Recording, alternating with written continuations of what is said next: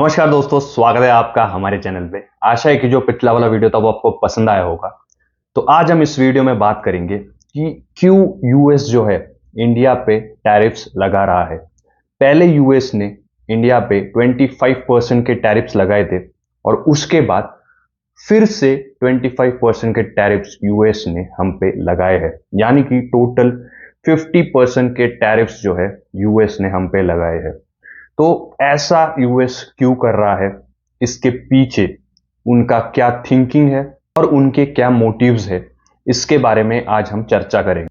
और अगर एक चीज आपने नोटिस की हो, पहले जो है यूएस बोल रहा था कि वो इंडिया पे टैरिफ्स लगा रहा है। वो टैरिफ्स इन शब्द का उपयोग कर रहा था। टैरिफ्स मतलब जो गुड्स इंडिया यूएस को भेजता है उन गुड्स पर टैक्स लगाया जाता है ताकि उन गुड्स की जो डिमांड है यूएस में कम हो जाए। लेकिन अभी अगर देखा जाए तो यूएस सैंक्शंस इन शब्दों का उपयोग कर रहा है। सैंक्शंस यानी कि यूएस इंडिया के किसी स्टेप्स से या किसी मूव से नाखुश है और वो चाहता है कि इंडिया ये स्टेप्स ना ले। ईरान जब न्यूक्लियर एनरिचमेंट कर रहा था तब यूएस ने ईरान पर सैंक्शंस लगाए थे। रशिया यूक्रेन का वॉर शुरू हुआ तब यूएस ने रशिया पर सैंक्शंस लगाए थे। और अभी यूएस जो है इन्हीं सैंक्शन शब्द का उपयोग इंडिया के खिलाफ कर रहा है। तो इसके पीछे का क्या कारण है, इसके बारे में आज हम इस वीडियो में बात करें। तो सबसे पहले रीजन की अगर हम बात करें तो सबसे पहला रीजन है रशियन ऑयल।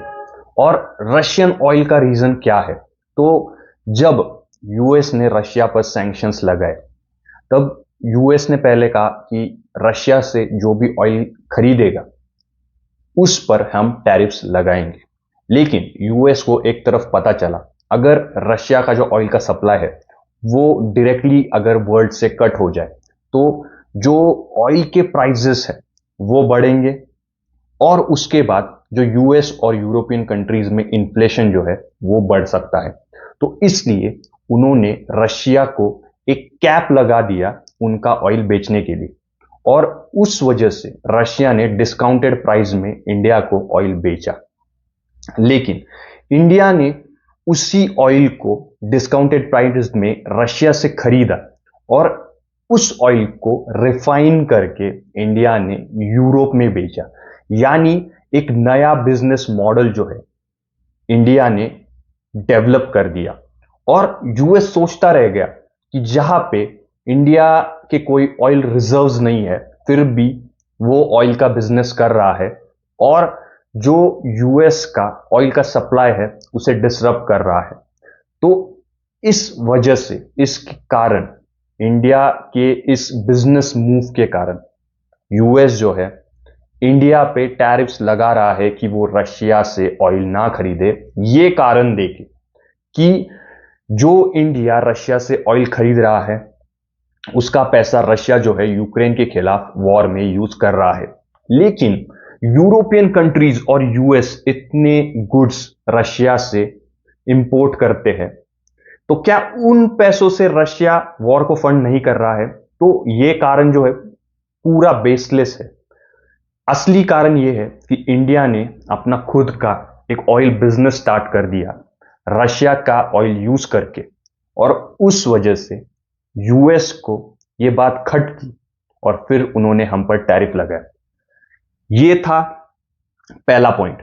अभी जो दूसरा पॉइंट है, जब यूएस और चाइना के बीच टैरिफ वॉर शुरू हुआ तब काफी सारी जो कंपनीज है वो चाइना से बाहर जाने लगी और यूएस का ऐसा मानना था कि अगर वो चाइना पे टैरिफ करेंगे तो जो कंपनियां बाहर जाएंगी तो वो जो कंपनीज है वो यूएस में अपना प्रोडक्शन करें, उनका ऐसा मानना था। लेकिन यही जो कंपनीज है वो एक सेकेंड ऑप्शन जो है वो इंडिया में ढूंढने लगी और काफी सारी जो कंपनीज है वो अपनी फैक्ट्रीज इंडिया में बिल्ड करना चाहते। अभी हाल ही में अगर हम देखें, आईफोन जो है, जो 17 सीरीज है आईफोन की पूरी जो है इंडिया में मैन्युफैक्चर होने वाली है और इंडिया से ये जो 17 सीरीज के आईफोन है वो यूएस में एक्सपोर्ट किए जाने वाले हैं। तो जैसे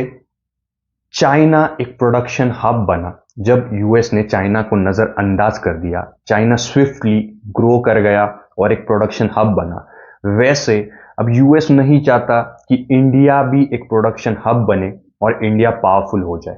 तो इसलिए इंडिया को दबाने के लिए, इंडिया की जो ग्रोथ है उसे रोकने के लिए यूएस जो है इंडिया पे सैंक्शंस लगा रहा है और काफी सारे टैरिफ्स लगा के वो ये चाहता है कि जो बाकी के कंपनीज है वो इंडिया में ना जाए और वो डायरेक्टली यूएस में। ओवरऑल अगर देखा जाए, यूएस चाहता है कि इंडिया जो है, जो ट्रेड डेफिसिट वाली कंट्री है, वो ट्रेड सरप्लस वाली कंट्री ना बने।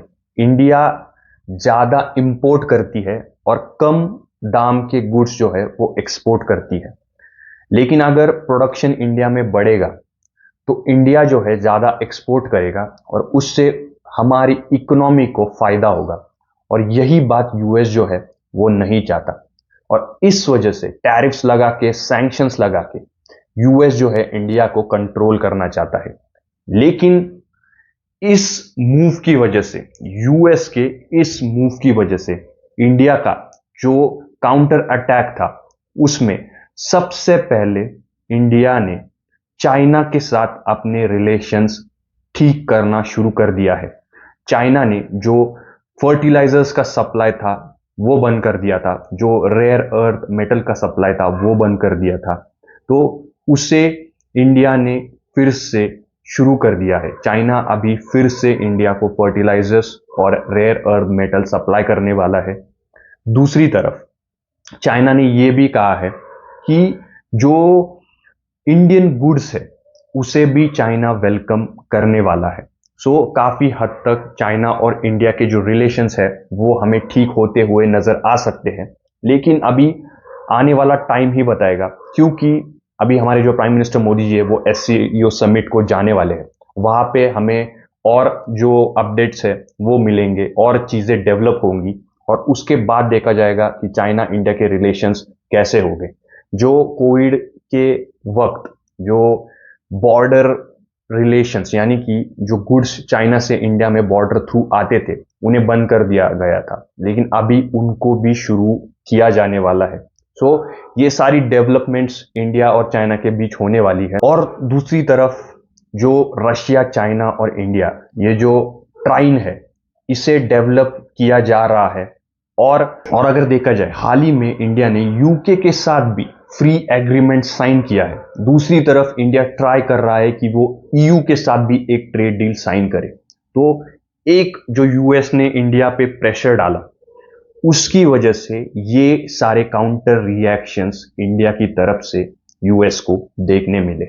और अगर चाइना इंडिया का जो रिलेशन है वो अगर फिर से डेवलप होगा तो ये हमारी इकोनॉमी के लिए एक बहुत फायदेमंद हो सकता है। और जो भारत को कॉर्नर करने की साजिश यूएस कर रहा था उसका ऐसा काउंटर अटैक इंडिया ने दिया है। तो दोस्तों आपको क्या लगता है, क्या इंडिया और चाइना के रिलेशंस ठीक हो पाएंगे और क्या ये जो यूएस कर रहा है वो सही बात है और इससे हमें कैसे टैकल करना चाहिए? आपको क्या लगता है? आप हमें कमेंट्स में लिख के जरूर बताइएगा। और अगर आपको ये वीडियो पसंद आया हो तो इस वीडियो को लाइक जरूर कीजिएगा और अपने दोस्तों के साथ शेयर जरूर कीजिएगा। और ऐसे इंफॉर्मेटिव वीडियोस के लिए हमारे चैनल को सब्सक्राइब जरूर कीजिएगा। धन्यवाद।